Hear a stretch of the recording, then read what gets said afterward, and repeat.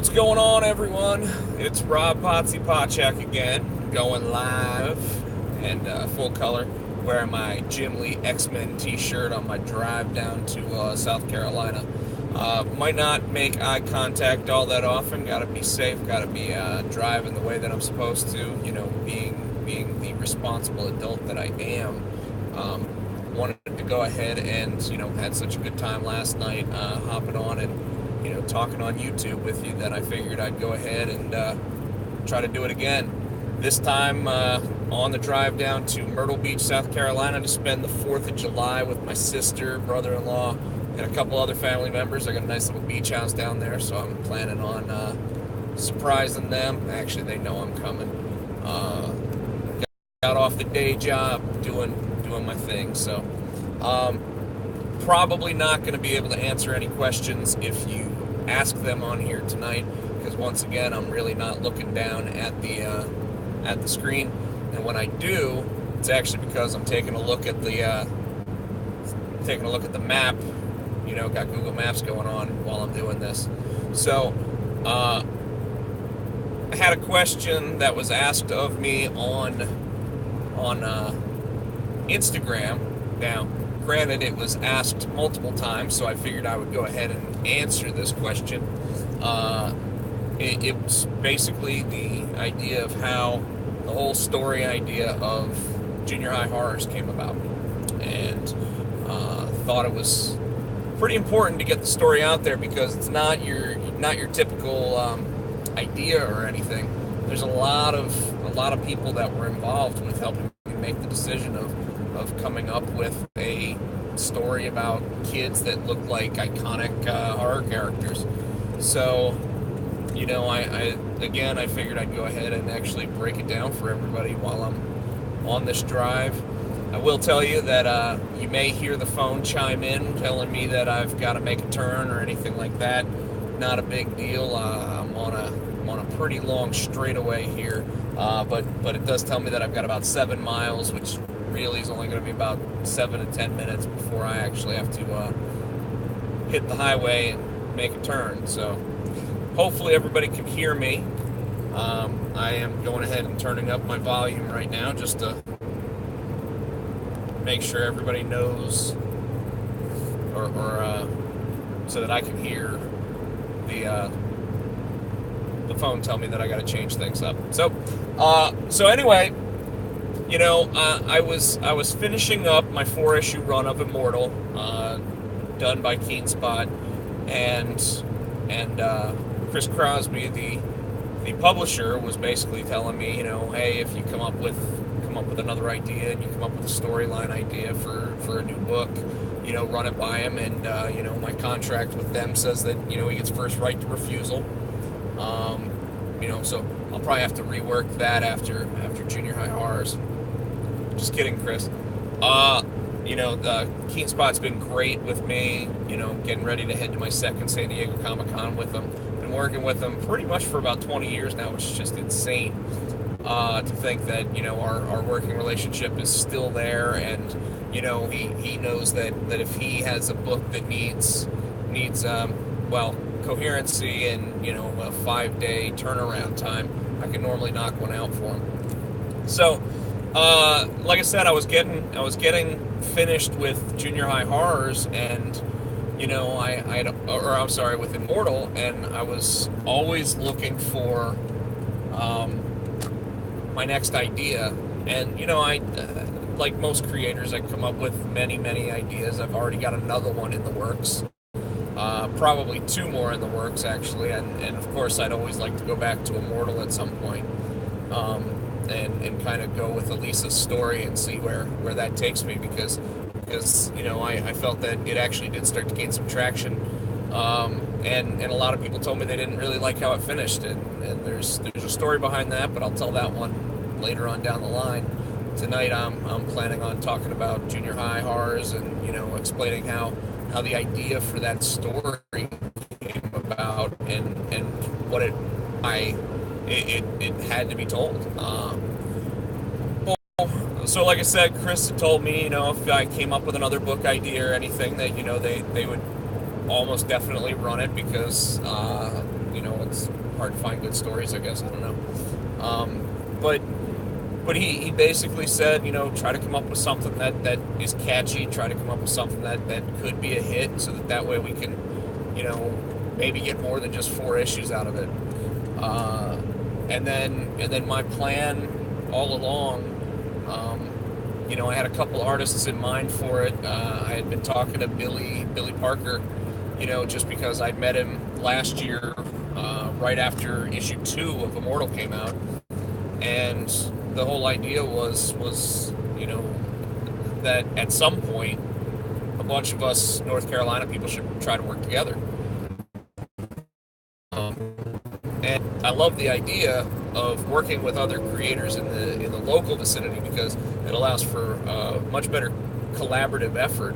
But at the same time, I had another artist by the name of Mario Witch out there who or Weich, I've never asked him how to pronounce his name. But he was also someone I was talking to about Junior High Horrors, and actually at some point I'll probably post his design work that he did for it because it is completely different than what we settled on when Rob Rediano came on board.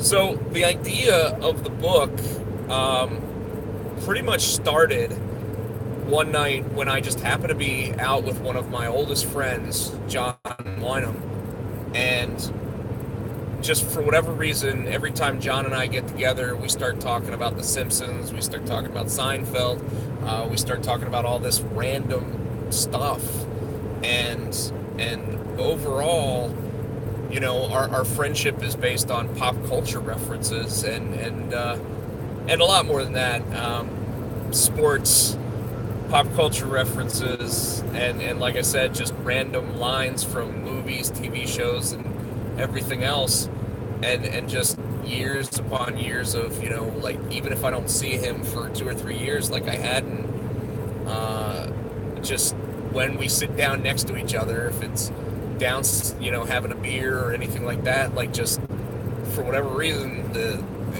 ideas just start flowing, and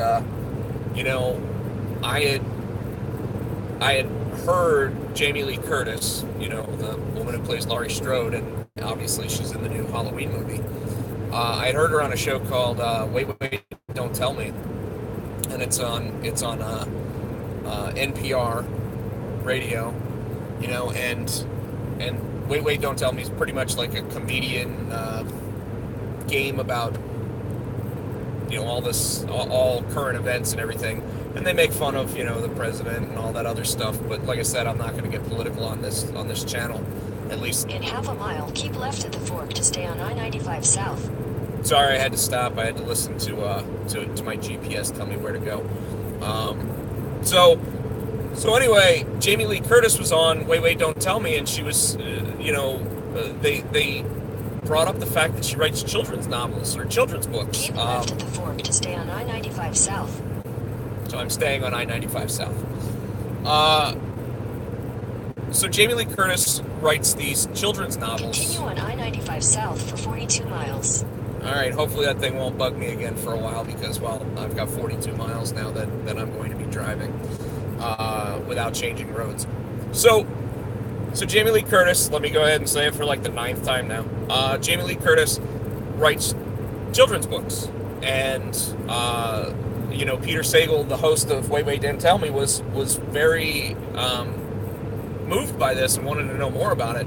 And obviously they always try to talk to their guests a little bit and find out what drives them, what motivates them, why they're doing certain things, and more than anything else, telling the audience out there what else they do, because Jamie Lee Curtis hadn't really been in the spotlight for a while, so people wanted to know what was going on, and obviously this was about the time that they started talking about her starring again in the new Halloween movie. Anyways, so how that ties in with the John thing is I'm gonna get to that here in a second, but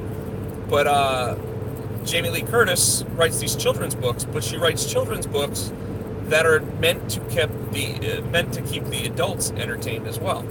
And I kind of look at that almost like the Animaniacs feel of comics, and cartoons where, Adam Carolla was actually a writer on Animaniacs. And everybody remembers him from The Man Show, or obviously from his famous podcasts. So, all things considered, when you think about all that stuff, the idea just started to resonate with me of trying to find an audience and try to make the audience not just be kids, or not just be adults, but how the comic book industry itself just seems to be missing an element to me. Like there are all ages books. There's some great ones out there, Encounter by Chris Giarrusso and Franco and Baltazar. There's a bunch. Heck, any of the books done by those guys, just totally worth checking out, picking up, reading, because they're just fun books. But the main thing I learned from those guys when I did the NC Comic Con panel with them was that they don't write kids books. They write books that kids can read, and they write books that adults can read, and they have fans, that are of all ages because of that. And that also really resonated with me. So the idea that Jamie Lee Curtis writes these books that kids are meant to really enjoy, like the characters and what's going on around it, but then when they pan out from that, you see something like the Bates Motel in the background, and that just makes the parent go, "That's awesome." I kind of wanted something like that. So one night I was just out with my buddy John Wynham, like I was mentioning, having a couple adult beverages. Sorry, kids. And during that time, I just happened to, we started this conversation that was not for kids at all. And it was all about, my friend John, by the way, is the New York police officer. And he started telling this idea and this story to me that, like I said, nothing to do with kids or anything like that, but it was just really super creepy. And it was all about how this doctor or this guy who put on a medical jacket became like one of the most notorious serial killers in the world. And then, because my mind works in childish ways, I suddenly had this idea of characters from Peanuts, but being the horror characters that we all know and love. So Michael Myers, Jason Voorhees, and just from that conversation with him, and at some point I will absolutely post the very first sketches I ever did, because they're not just Peanuts inspired. I totally just ripped off Peanuts. But the idea was, could you imagine Charlie Brown as Jason Voorhees? And that allowed me to start playing with the idea of, holy crap, what if all of these characters in this little world, this little South Park, if you will, what if all of them were from those old movies, but not those characters? So it really became an amalgam of both, like, the Peanuts characters and the horror characters. And then playing around with that idea, I really took that and started to mold it, because I didn't want to just use Peanuts. I wanted one of the characters to be drawn in, Jim Davis's Garfield way. And probably the most popular character already from Junior High Horrors, and it's just because people love looking at the little bit of artwork we've put out there from them. Is Frederick the Scaredy Cat. And Frederick, I didn't want to do just, here's a kid with, a pizza face. And I didn't want to do, I wanted it to stand on its own, and I wanted him to stand on his own. But, the character of Freddy is character of Freddy is totally the same type of character that Hobbes is from Calvin and Hobbes.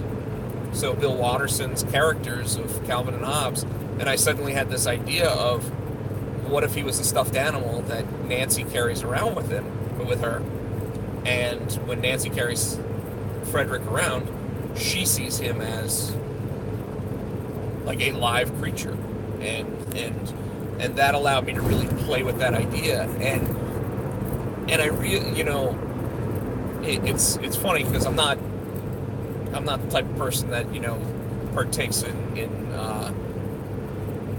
drugs or anything like that, but I could totally see this being something that somebody would have like a complete trip on as to why they wanted it done in these styles. But originally I was thinking that each storyline of the book would be done in the style of one of those famous cartoonists. And that's one of the reasons why I started looking at Mario's artwork, was because he actually did a strip at one point that was all about African American Peanuts characters. I think it was called Walnuts. But he already had that style down. Now I didn't, and obviously I want the artists to come up with their own interpretation of the characters. I partly wanted it to be something that was easier to draw, because I want it to be something that, a story can be pretty close to the time frame and everything, very similar to like South Park, where if we have to knock out a current event story or something like that, we'd be able to do it. Obviously, that's not really the case with the story, but anyway. So originally the idea for it was going to be, let's take these characters, let's take Bill Watterson's Calvin and Hobbes, let's take Jim Davis's Garfield, let's take Charles Schultz's Peanuts, and based on my conversation, I realized that artistically, while a really interesting way of taking the stories and seeing where we were going with it, it really didn't and wouldn't have fit very well with what we want to do, because we don't want to jar our audience, and we don't want to upset anybody by giving them different art styles or anything else. So of course we want to keep the art as consistent as possible.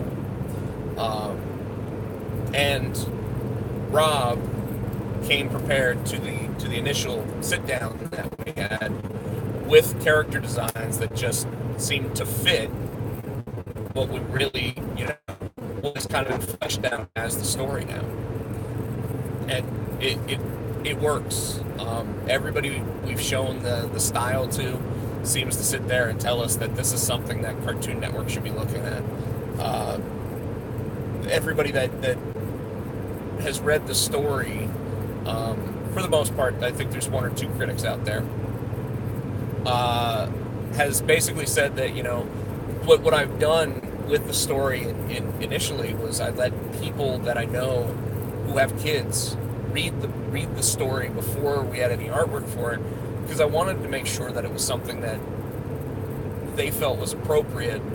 And I totally feel that, anybody 10 and up could read junior high horrors, and their parents shouldn't get upset about it.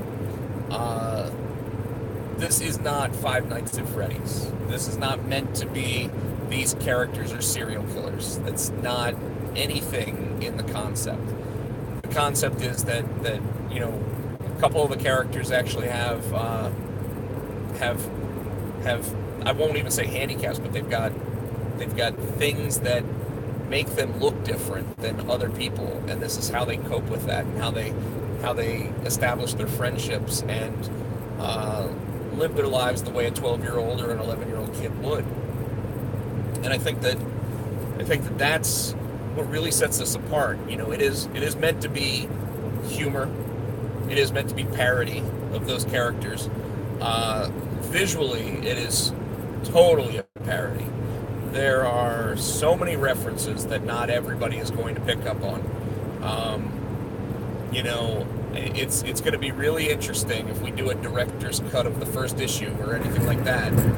We may have to go in and actually put in all of Billy's additional references, because visually, if you are a horror fan, I can't stress enough how much just the first issue is gonna catch all of those little intricacies, and then characters that are going to be introduced in the second issue, the third issue. There's a lot of storylines that can be played with. There's a zombie storyline coming up.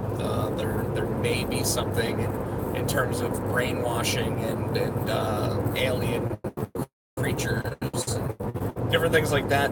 You get to play with a title like this. I will tell you though, it's going to play a little different than what anybody probably assumes. And then on top of that, while it is something that, I consider all ages, and I've let people, 12 and 13 read to kind of gauge their opinion on it. It's not a Marvel all ages book. It's not a DC all ages book. It is a self-published, well, it's actually being published by Keenspot, but it is a self-edited all ages book. So this is stuff that parents, based on my knowledge, working as a retail manager, this is stuff that is better than some of the other stuff that's out there in terms of what the content is. Let's put it that way. And even more interestingly, because, well, I'm not exactly a 12 or 13-year-old kid. Mentally, I may be. I'm not sure. But since I'm not a 12 or 13-year-old kid, I will go ahead and point out that I have asked multiple 12 and 13-year-old kids, my nieces, nephews, some friends of the family, some of the weirder things that have happened in their regular school days, to kind of tie them into storylines that may involve your favorite horror movie genres and everything else. So I'm hoping everyone enjoys the ride. Really hoping to get to meet some people out in San Diego and gather their opinions on it. We've got, I might as well officially announce that we will have what back in the day was called an ashcan, or a preview book, that will be available at San Diego Comic-Con. We're doing this old school. We're not sitting there getting a infomercial or anything out there. I guess that's what I am, right? But we are, Billy and I will be out there. Rob will be slaving away at home trying to get the pages for the remainder of the first issue, and then some of the preview stuff for the second issue done. But yeah, we're going all in on this. We'll be out at San Diego, booth 2635, directly between Marvel and Image. Actually, also directly between Marvel, Image, and Top Cow, since Top Cow's got their own booth. Yeah, it's going to be a blast. I'm super excited about it. I hope everyone else is. There's the idea. There was the concept. That was kind of how it all came about. The only other side of it that I didn't really touch upon, and I'll go ahead and say it now, is based on a conversation I had with another creator who is working on his own stuff. His name's Hoyt Silva. The other thing he mentioned to me, being a comic book creator, is that comics are kind of dated. They're older material, but not just that. It's and he didn't say that as a bad thing. I love comics. He loves comics. But we realize that the medium out there is just not touching enough hands. And, so one of the things that he told me I should look into and should think about, and totally went into the idea of making this book, was how to transcend comics, how to get out of just talking about a 22-page serialized book that, even a hit would be 10,000 copies out there, right? So how to take that and turn it into something that, at a comic book convention, I get to be one of 1,000 people trying to sell a comic book. But if you find a niche or an idea that kind of goes outside of the comic realm, like animation or horror or parody or anything along those lines, you have the ability to meet a different audience, bring people in from the outside, make other people who wouldn't necessarily walk into a comic book shop possibly walk into a comic book shop. But more importantly, he said, how do you take being one of 1,000 people at a comic book convention selling a comic book and put yourself as the unique option? And I said to him, at that point I was trying to come up with an idea for a horror anthology, and I'm still trying to make that work. And Chris Crosby could probably tell you that I've been trying to sell him a horror anthology for 20 years, and we're getting closer, because now I'm starting to get more of the ears of North Carolina creators, and they're starting to see that there's more options out there than the big ones, and there's more people out there that can actually create. And there's enough creators in North Carolina alone to where we could put out a book that's just North Carolina creators, and boom, there it is, right? So I was shopping that idea around, and took it to Hoyt, because, like I said, the dude's a genius, absolutely a genius when it comes to comic book stuff. And he, this is when he told me about the whole, how do you go outside the realm of comics? And if you do a horror book, you can do horror conventions.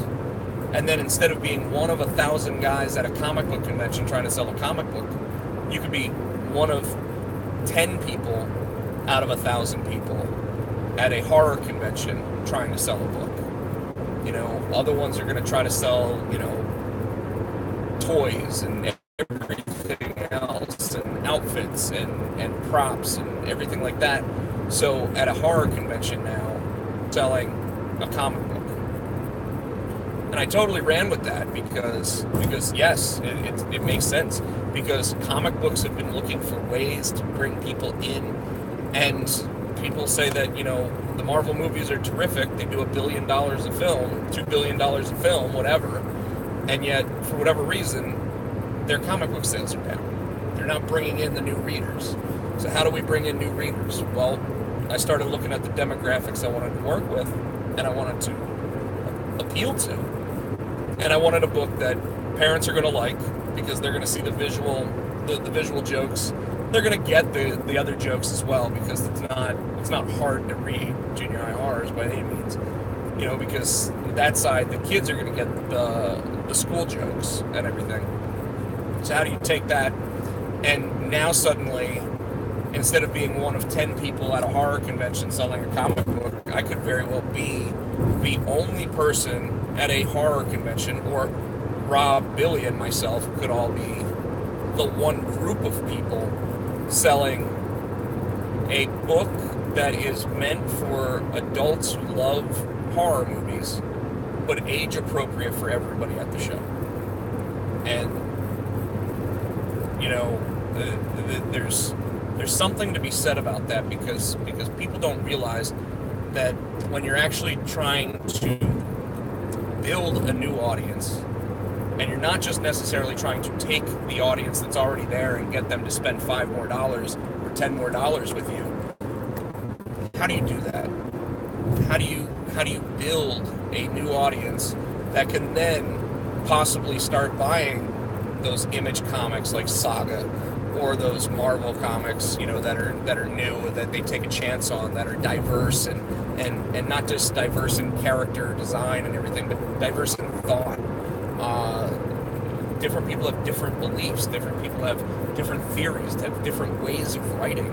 So how do you get all that and actually try to create a new base? And that's the sales pitch for Junior High Horrors. It's how do I get new people buying the comics? Because I'll tell you, I've met a lot of comic book readers, and a lot of them want something new. They want something different, and there's not a lot to do. There's no new stories. So how do you make a story that people haven't seen in a while or people haven't played with, and tweak it enough to make it something that everybody wants to read? And I gotta give it to guys like Harmon, doing Rick and Morty, because he took an idea that was Back to the Future and turned Doc Brown into a drunk and turned Morty into, well, what he is. And he has gone on, so, and it's not just Dan Harmon, it's also his, Eric Royland. Both of those guys are taking people on adventures that are just so twisted in a good way that obviously it resonates and it makes people go, that's funny.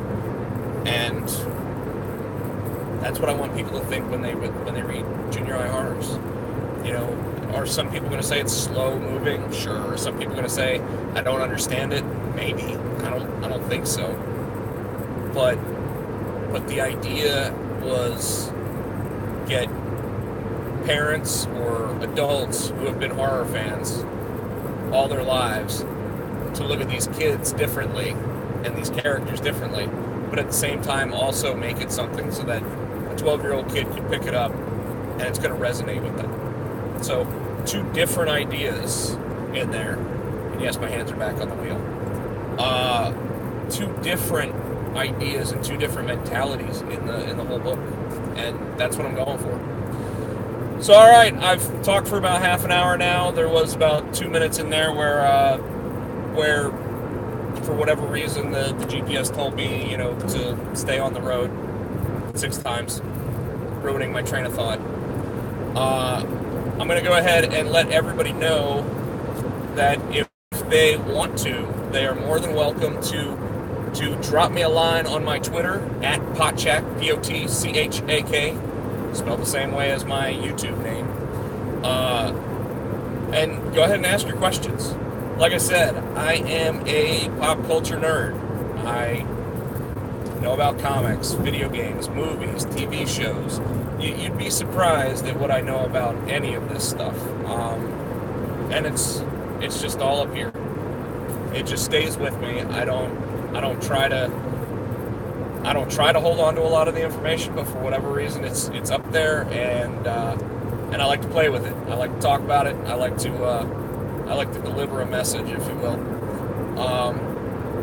But in no way do I try to upset anybody. Do I try to break anybody down or anything like that?